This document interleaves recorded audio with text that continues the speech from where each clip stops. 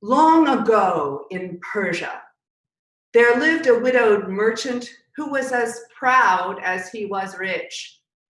Now, his wife had done her best to raise up their 3 daughters as mild and obedient girls, but she died before she was able to successfully do this with the youngest, Nasneen. Oh, she was bold, Nasneen, and curious and clever and a dreamer. And this troubled her father from start to finish.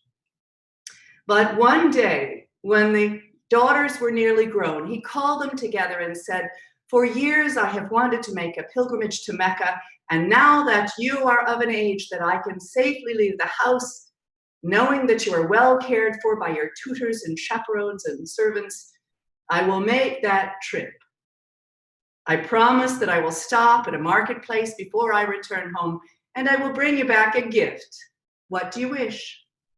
And so the oldest asked for diamond earrings, and the middle girl asked for a diamond stick pin to hold her scarf in place. But bold Nasneen said, "Father, I want you to bring me the pink pearl, for I have been dreaming of it." And something in her tone of voice troubled her father. And then she said, "And Father, if you do not bring me the pink pearl, you may not re-enter the house." He was quite affronted by this statement, but still he made ready to go. And he made his pilgrimage to Mecca.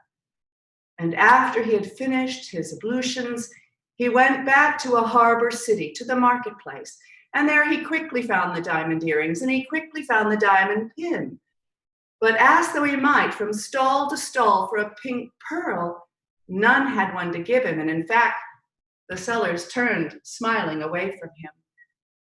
At last, he was so aggravated that he decided to leave anyway. And so he boarded a ship. But as soon as he was on board that ship to sail across the water back home, the winds all died down and they stayed becalmed.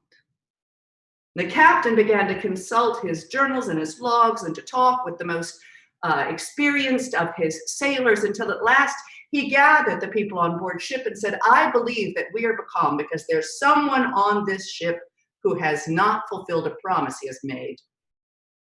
And again, the merchant was affronted, for he knew it was he and it was his daughter's fault. Still, what could he do? He got off the ship and he went back to the marketplace, and there he clasped the shoulders of one of the sellers and said, "Tell me why you smile and turn away when I ask you for the pink pearl." And the man said, still smiling, "Because the pink pearl is not a thing. It is what we call the prince of our land." And now the merchant was even more aggravated. His daughter was dreaming of a man, and a foreign national at that. Well, he made his way to the palace. He had enough status that he was able to ask for audience with the pink pearl. And with great disgust in his voice, he explained that he could not go home unless he brought his daughter the pink pearl, of which she had been dreaming. And the prince, who had a deep heart and a discerning eye, said, "I have been dreaming too. And though I cannot come to your daughter now, I would give her these things as a pledge." And he brought forth 3 beautifully carved and inlaid boxes. And he asked that the father take those home and straightway give them to the daughter, for she would be in need of them, he knew. The merchant thanked the prince, and he took the things, and he went and got on board his ship, and he sailed home. And that day he walked into his house and set down the gifts and called his daughters. He gave the earrings to the one who had asked. He gave the pin to the one who had asked for that. And bold Nasneen, standing before him, he said, "You have caused me all manner of aggravation, and now I have learned the scandal that you are dreaming of a man, a prince in another land. Well, he did not come to you, let me tell you that, but he did send you these 3 boxes, and you may take them today and go. I do not want a scandal in my house. Go." What could she do? Bold Nasneen said goodbye to her sisters, her father wouldn't speak to her.